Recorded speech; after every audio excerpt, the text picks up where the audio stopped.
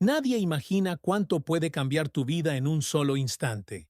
A veces no es un accidente ni una tragedia visible, sino una frase lanzada en el momento equivocado, una mirada indiscreta, un secreto que deja de serlo. Así empezó mi caída, con un susurro que no debía llegar a otras bocas. Me llamo Andrés y tenía 20 años cuando todo se derrumbó. Hasta entonces, creía que podía controlar el equilibrio entre mi vida pública y lo que guardaba en silencio. Estudiaba en Madrid, mantenía las apariencias frente a mi familia y amigos, y al mismo tiempo compartía con David algo que me daba fuerza para seguir. No era una relación perfecta, pero sí real.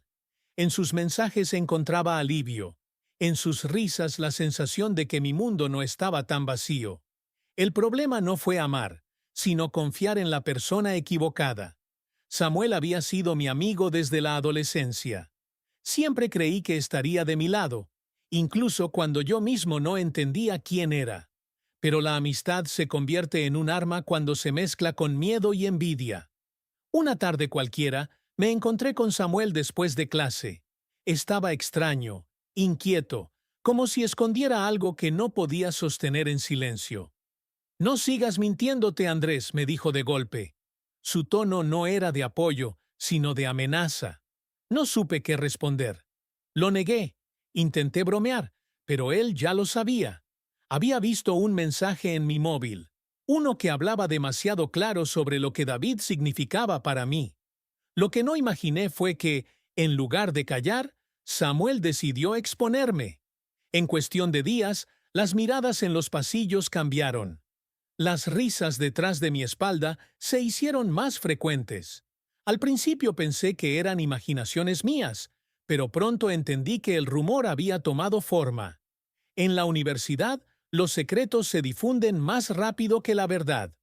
Una noche, recibí un mensaje anónimo en redes sociales. Insultos, burlas, palabras que me quemaron como fuego.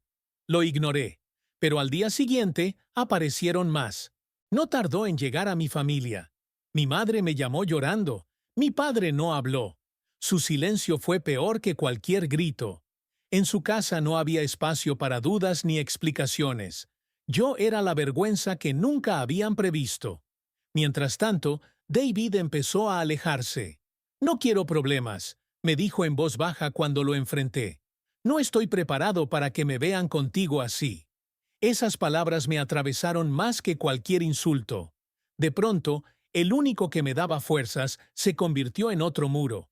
Cada día era una prueba de resistencia. Entrar en clase, fingir que nada me afectaba, soportar las bromas disfrazadas de chistes.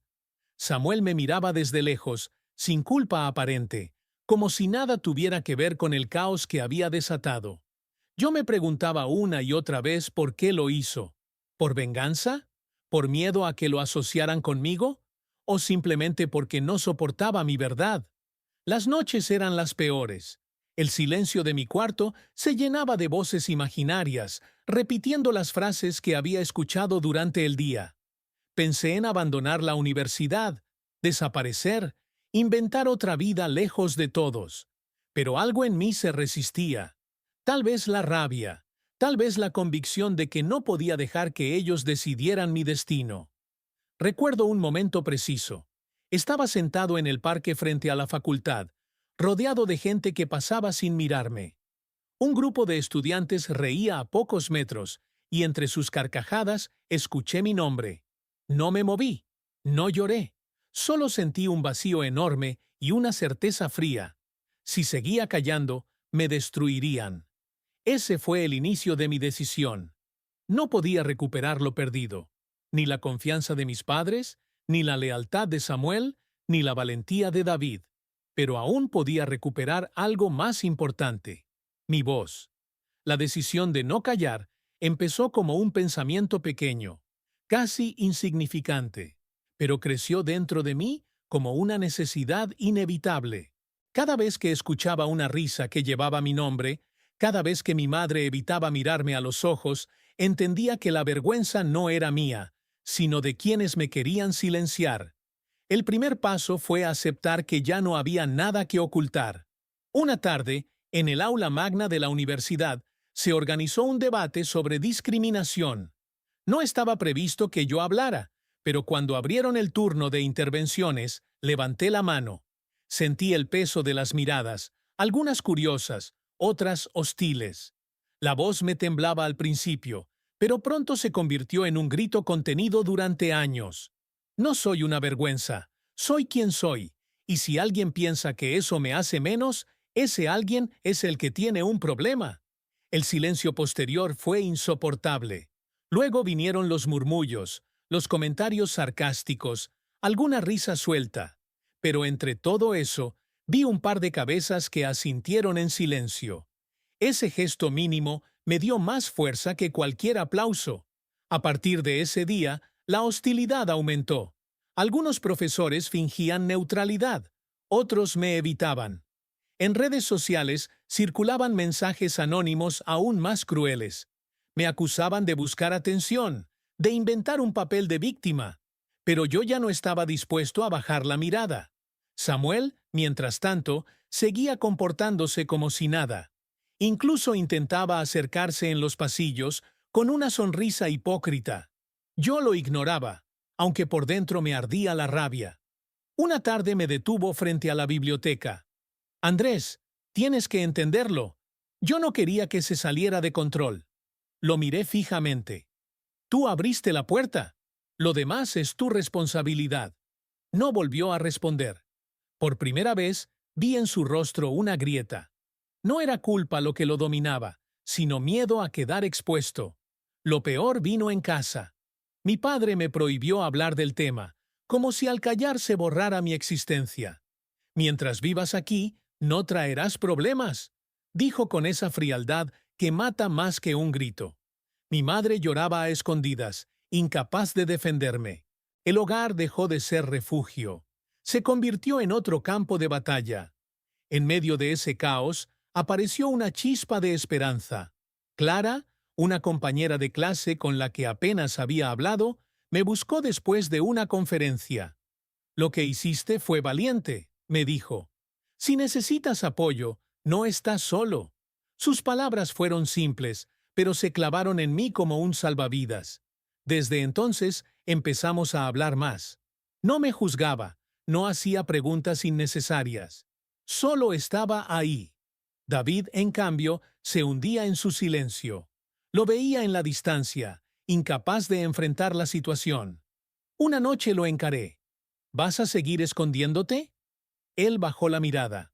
No puedo, Andrés. No estoy preparado para perderlo todo como tú. Esa frase me partió, porque confirmó lo que ya sospechaba. Me había quedado solo en la lucha. La soledad, sin embargo, dejó de ser un peso y empezó a transformarse en furia. Me repetía que si había perdido tanto, al menos debía ganar algo. Dignidad.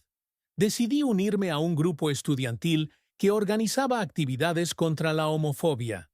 No era un gesto heroico, era supervivencia. Cada reunión, cada conversación, era un recordatorio de que no estaba roto, de que existían otros que también habían sido silenciados.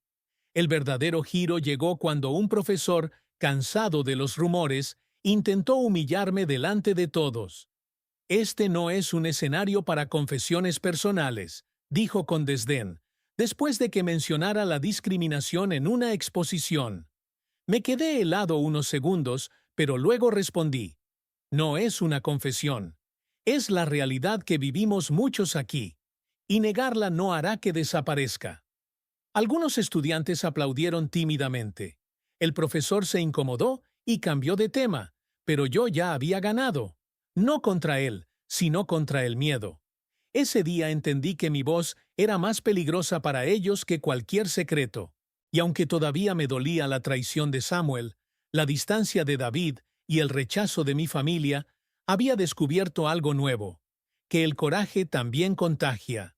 Lo noté cuando Clara me presentó a otros compañeros que querían organizar un acto público. Por primera vez en semanas, sonreí de verdad. La batalla estaba lejos de terminar, pero al menos había dejado de pelear solo. El acto público en la universidad fue la prueba más dura de mi vida. El grupo estudiantil había conseguido permiso para organizar una jornada contra la discriminación. Clara me insistió en que hablara, y aunque el miedo me consumía, acepté. No porque quisiera protagonismo, sino porque sentía que callar otra vez me hundiría definitivamente. El auditorio estaba lleno. Había estudiantes, algunos profesores y hasta periodistas locales.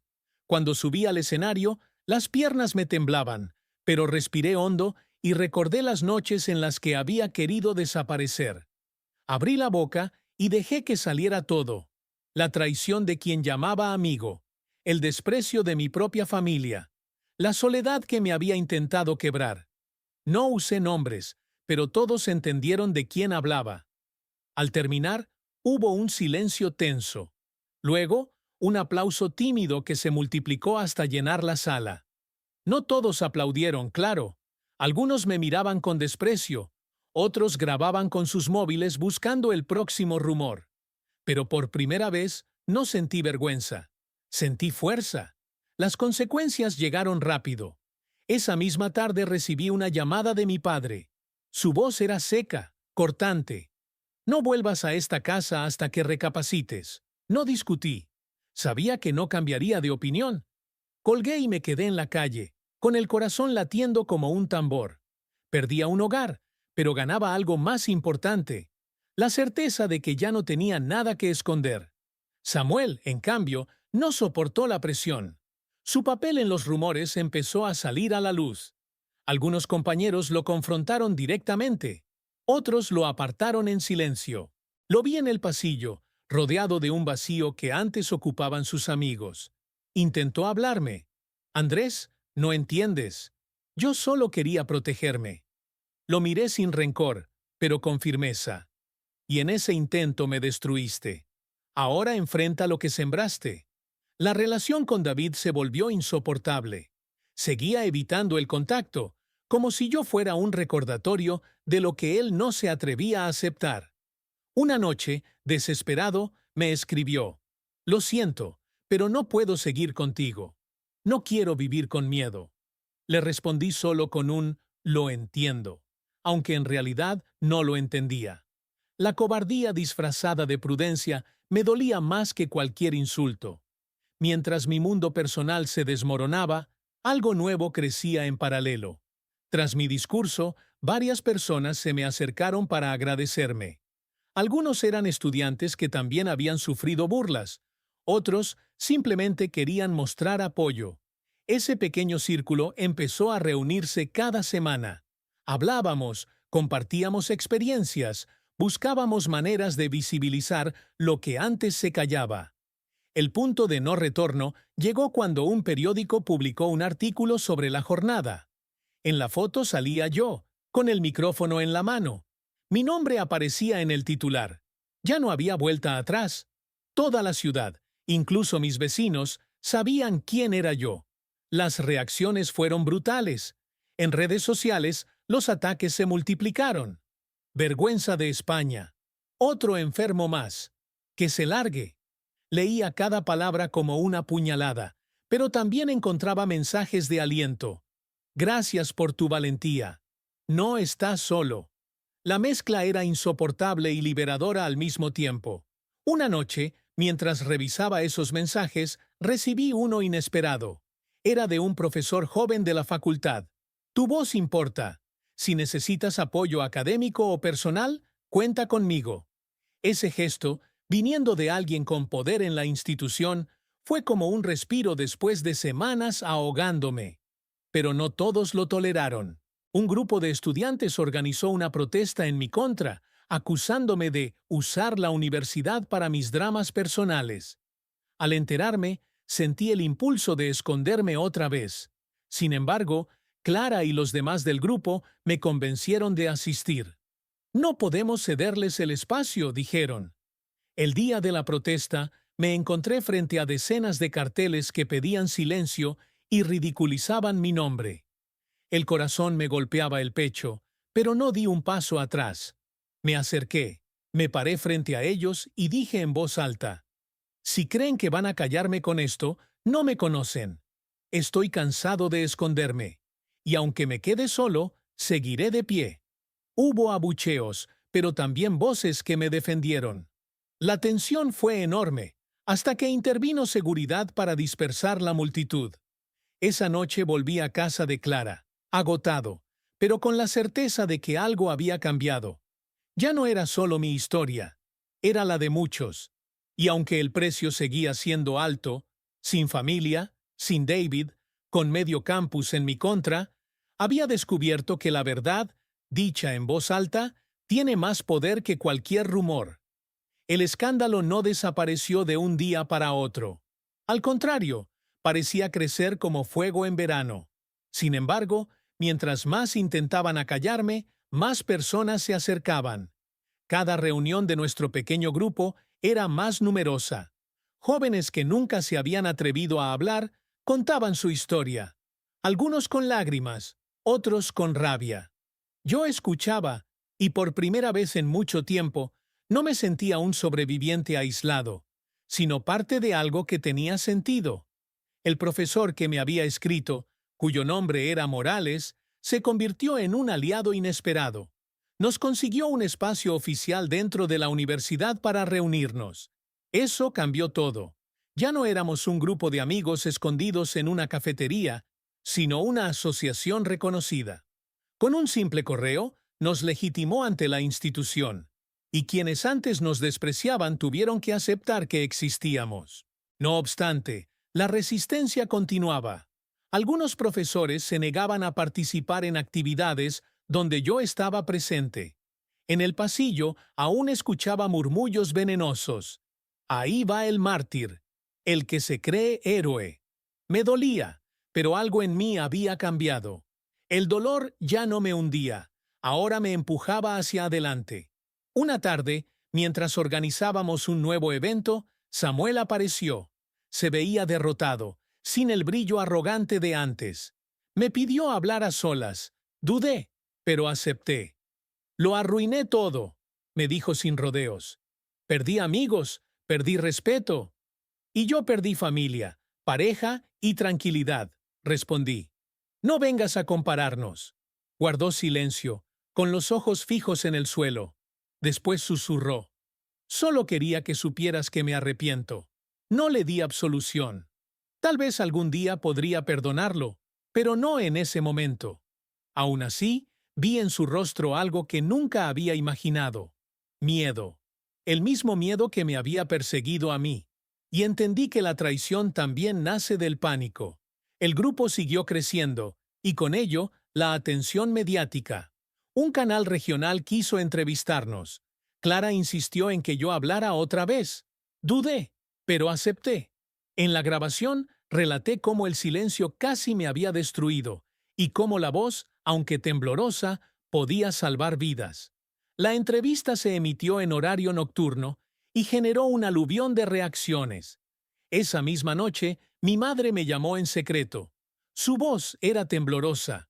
No estoy de acuerdo con tu vida, Andrés, pero eres mi hijo. Tu padre está furioso, pero yo no puedo perderte.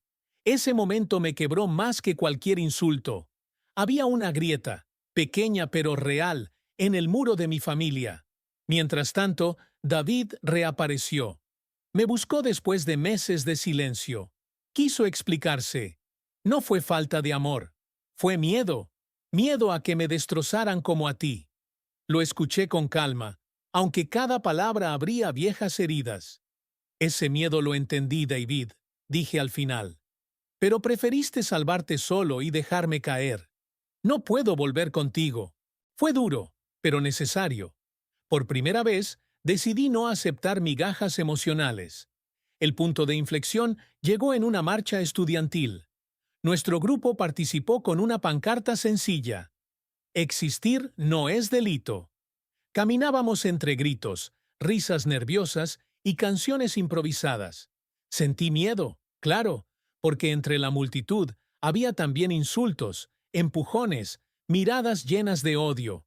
Pero al mirar alrededor, vi a decenas de jóvenes caminando conmigo. Esa sensación de unidad era más fuerte que cualquier amenaza. En medio de la marcha, alguien lanzó una botella que cayó cerca. Hubo un instante de caos, gritos, empujones, pero nadie retrocedió. Al contrario, seguimos avanzando. Yo levanté la pancarta con fuerza, y el grupo me siguió. Esa imagen quedó grabada en los periódicos del día siguiente. Un estudiante enfrentando la hostilidad con la frente en alto. No todo fue triunfo. Esa misma noche pintaron insultos en la puerta de la casa de Clara. Sentí culpa, pero ella me detuvo. No es culpa tuya. Esto solo demuestra que lo que hacemos importa. Dormí mal esa noche, con la rabia y el miedo mezclándose en mi pecho. Pero al despertar, encontré decenas de mensajes nuevos en el móvil. Jóvenes de otras ciudades me escribían para contarme sus historias. Algunos decían que gracias a lo que habíamos hecho, se habían atrevido a hablar con sus familias. Ese fue el momento en que lo comprendí. Lo personal ya no era solo mío, era parte de una lucha mayor.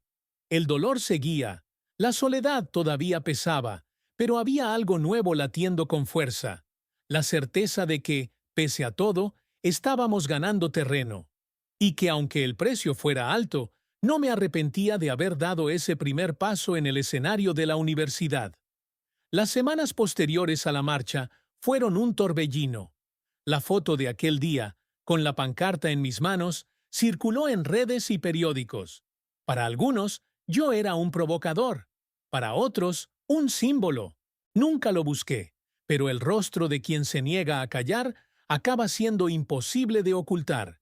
El rectorado de la universidad, presionado por la atención mediática, anunció medidas contra la discriminación. Lo que parecía imposible meses atrás empezó a convertirse en realidad. El profesor que me había humillado públicamente fue sancionado con una suspensión temporal. No era justicia total, pero sí un mensaje claro. Ya no podían actuar con impunidad. Samuel, mientras tanto, se hundía en un silencio incómodo. Sus amigos lo habían dejado de lado, y su nombre aparecía en los rumores como el que traicionó para salvarse. Lo vi una vez en la cafetería, apartado, con la mirada perdida. No sentí venganza, sino una extraña mezcla de tristeza y distancia. Había pagado su precio, no por mis manos, sino por las suyas. David intentó acercarse de nuevo. Me buscó después de una reunión del grupo. «Te admiro», dijo. «No tuve tu fuerza, y lo sé». Lo miré con calma. No necesitaba que fueras fuerte como yo. Solo necesitaba que no me soltaras. Él bajó la mirada, incapaz de responder. Fue la última vez que hablamos. En casa, las cosas avanzaban lentamente. Mi padre mantenía su postura rígida, pero mi madre empezó a tender pequeños puentes.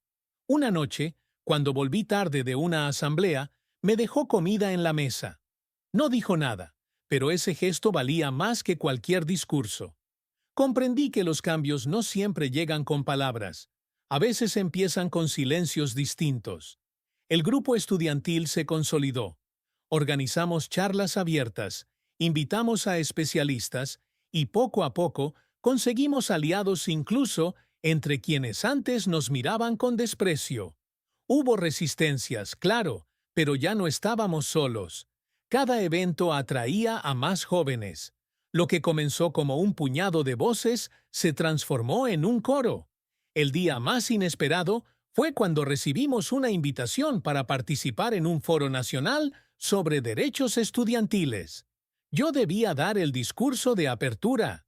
Me temblaban las manos al escribirlo, pero cuando subí al escenario recordé la primera vez que hablé en público, cuando apenas podía articular palabra. Esta vez fue diferente.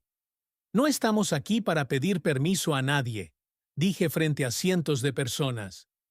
«Estamos aquí porque existimos, porque merecemos respeto, porque no vamos a volver a escondernos». La sala estalló en aplausos. No eran solo para mí, sino para todos los que habían sufrido en silencio. En ese momento entendí que el miedo había perdido. Esa noche, al regresar a casa, encontré un sobre en mi escritorio. Era de mi madre. Dentro había una nota breve. «Quizá no lo entienda todo, pero estoy orgullosa de ti». No lloré delante de nadie, pero esa frase me devolvió una parte que creía perdida. Los meses siguientes no fueron fáciles. Aún había insultos, aún había puertas cerradas, pero cada vez eran menos, y cada vez éramos más quienes caminábamos con la cabeza en alto. Aprendí que la justicia no siempre llega como un trueno. A veces es una llovizna persistente que, con el tiempo, cambia la tierra. De Samuel supe que había abandonado la universidad. De David, que se marchó a otra ciudad. No guardé rencor, porque entendí que cada quien enfrenta sus batallas como puede. Yo ya había elegido la mía. La verdadera victoria no fue ver a otros caer, sino descubrir que podía levantarme, que el silencio impuesto no era destino, sino una cadena que podía romperse. Al mirar atrás, entendí que todo había comenzado con una traición. Y, sin embargo, lo que parecía mi fin se convirtió en el inicio de algo más grande. Una vida en la que ya no pedía permiso para existir. Ese fue el legado que decidí abrazar. No como víctima, sino como alguien que aprendió que la dignidad no se negocia. Y aunque el mundo todavía tuviera sombras, sabía que siempre habría voces dispuestas a encender la luz.